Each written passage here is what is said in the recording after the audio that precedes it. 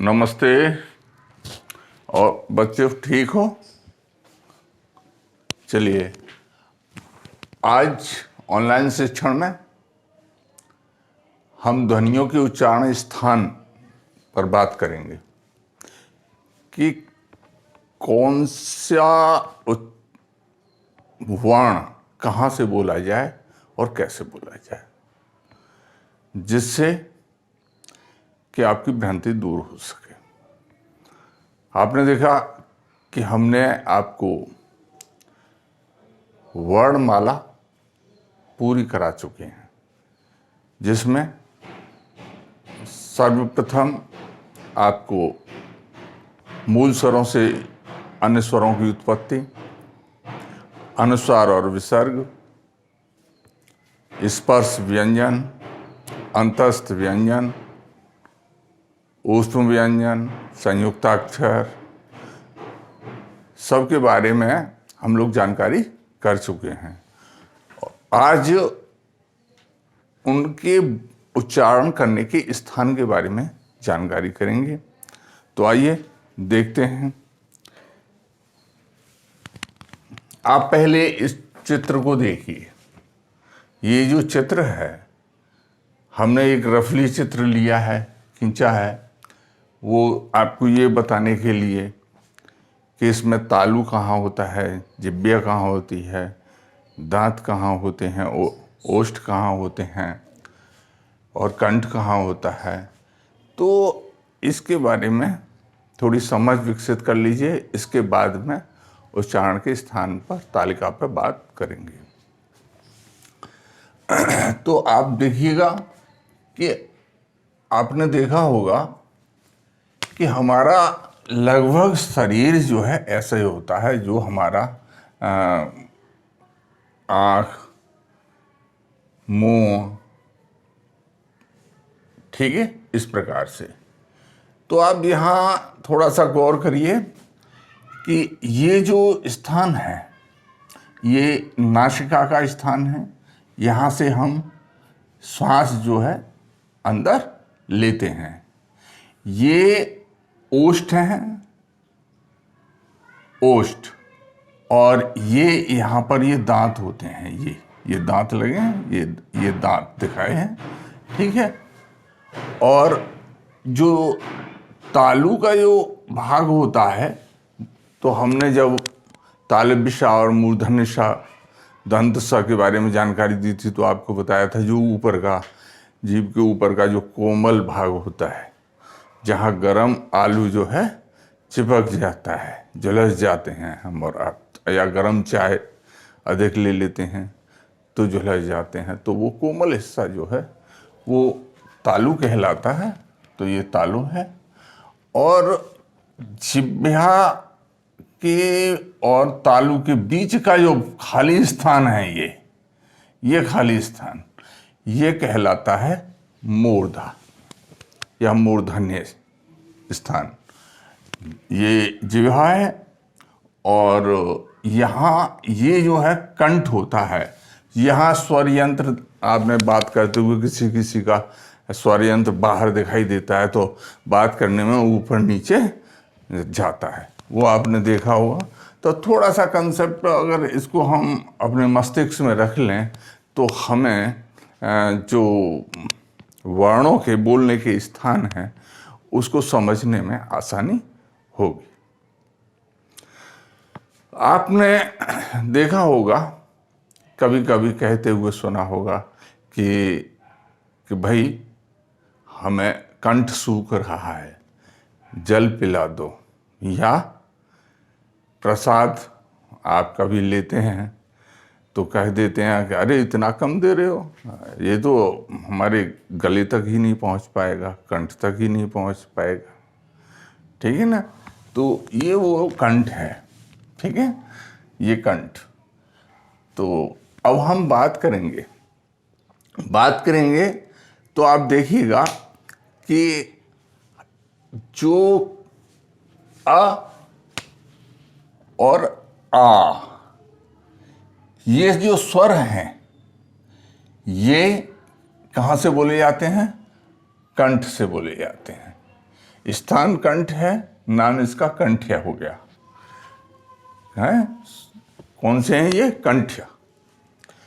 इसमें आप देख रहे होंगे कि क, ख, ग, घ, ङ और ह, ये जो वर्ण हैं, स्वर और व्यंजन, ये कंठ स्वर या व्यंजन बोले जाते हैं। इनकी जो ध्वनि है कंठ से उत्पन्न होती है, तो इसलिए इनका स्थान कंठ हुआ, नाम कंठ्य पड़ा।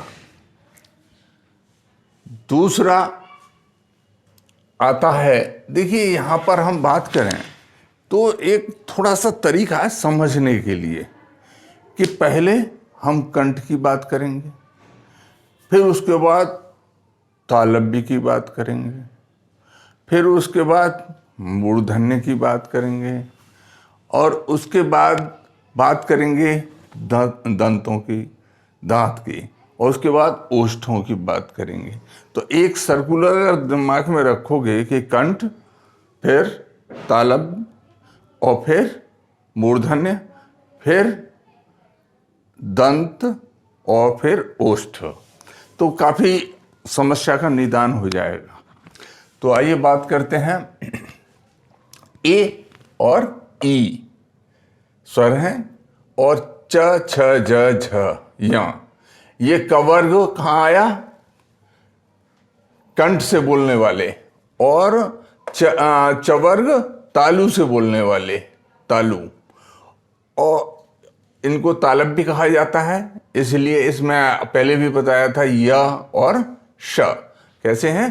तालव्य। ऋ जो स्वर है, और व्यंजनों में टवर्ग, ट, ठ, ड, ढ, ढ़, र, और एक हमने ये स बताया था, षटकोण वाला जो आप कहते हैं, ये, और ऋणा और ढ, ये जो है मूर्धा है इनका स्थान, जो तालव्य और जीभ के बीच का स्थान देखिए ये होता है, ये मूर्धा, ये स्थान है, ये तालु हो गया, ये जिह्वा हो गई, और उसके बीच का खाली स्थान मूर्धा हुआ। ठीक है, मूर्धन्य। इसके बाद में आता है दंत या दांत। तो स्वरों में इसका कोई भी नहीं है, लेकिन व्यंजन है तवर्ग, त, थ, द, ध, न, और ल और स। ये जो है क्या है? दांत, जीभ की जो हमारी नोक है, दांत से टकराने के बाद में और जो है वापस आ जाती है। जैसे बोलिएगा त, थ, द, ध, न, ल, स।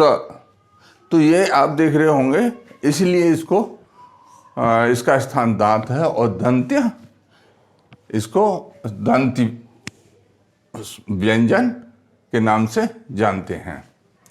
अगला आता है ओष्ठ्य या ओठ, होठ कहते हैं। हमने होठ इसीलिए लिखा है कि बच्चे हमारे जो ग्रामीण अंचल के ही हैं, तो वो गांव में होठ ही कहते हैं, तो हमने होठ ही लिखा है, लेकिन यहाँ पर हमने शुद्ध लिखा है ओष्ठ्य। ठीक है, तो ये कैसे बोले जाते हैं? स्वरों में है ओ और ऊ, ओ और ऊ। आप देख रहे होंगे कि होठों की जो बनावट है, वो बनावट जो है कैसी बन रही है, और जो हमारी वायु है वहाँ टकराने के बाद में वो ओष्ठों का रूप जो है लगभग गोल सा हो रहा है। ओ, ऊ, प। अब देखिए आवाज जो है वहीं से वापस आ रही है, प, फ, ब, भ, म, म। ये होठ हुए, होठ और ओष्ठ्य कहलाएंगे। इसके बाद में अब आ जाता है कंठ और तालव्य, दोनों मिल करके। है ना। स्वर कहाँ से निकलेगा? ध्वनि जो हमारे कंठ से और जिह्वा तालव्य से वापिस आ जाएगी। तो वो देखिएगा, ए,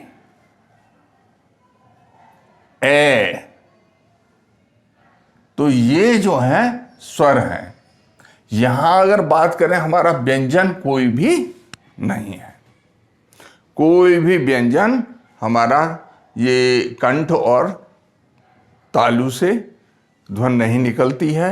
लेकिन जो आपको बताया था ग्रहित स्वरों के बारे में, जो जैसे अरबी है, फारसी है, उर्दू है, उनसे जो लिए गए हैं, जिन्हें हम ग्रहित स्वर के नाम से जानते हैं, जो 5 हमने बताए थे, क, ख, ग, ज, फ, ये हलक से निकलने वाले हैं।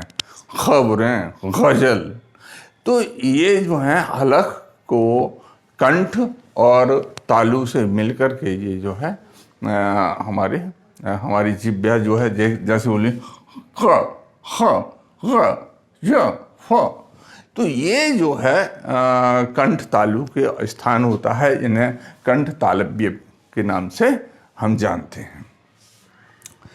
अगला है कंठ तालव्य हो गया। अब फिर कंठ और ओष्ठ्य, तो इसको कंठ और ओठ दोनों से बोला जाता है। तो ओ, ओ, इसमें व्यंजन कोई भी नहीं होता है, व्यंजन कोई भी नहीं होता है। इसे कंठ होठ के नाम से जानते हैं, कंठ ओष्ठ्य। तो ये क्लियर हो गया। अगला है हमारा दांत और होंठ। तो दांत और होंठ को या दंत ओष्ठ्य हमारा व्यंजनों में व ये आता है, जो दांत और ओष्ठ के स्थान से उसकी जो ध्वनि है वो ध्वनि निकलती है, व। आप देख रहे होंगे कभी कभी हमारे यहाँ भूल हो जाती है ब में और व में। तो आप देखेंगे ब में होठ जो है चिपकते हैं, लेकिन व में होठ गोल हो जाते हैं। इसमें दोनों में अंतर है कि ब में होठ जो है चिपकते हैं और व में होठ गोल हो जाते हैं। तो ये चीज़ आपने देखी, और इसमें आप जो है हमें बताइएगा। आप लोग कमेंट्स नहीं देते हैं, मैं हर एक कमेंट्स को पढ़ता हूँ। जिन्होंने अभी तक चैनल सब्सक्राइब नहीं किया वो सब्सक्राइब कर लें। और जो कमेंट्स हैं, अगर कोई समझ में नहीं आती है, कोई भ्रांति है या कोई और चीज़ है, या आप और कोई चीज़ नहीं जानना चाहते हैं, तो कृपया करके हमें कमेंट्स में अवश्य बताएं। मैं हर एक के कमेंट्स पढ़ता हूं। और इसी के साथ आज की बात हम यहीं पर ख़त्म करेंगे। बहुत बहुत धन्यवाद।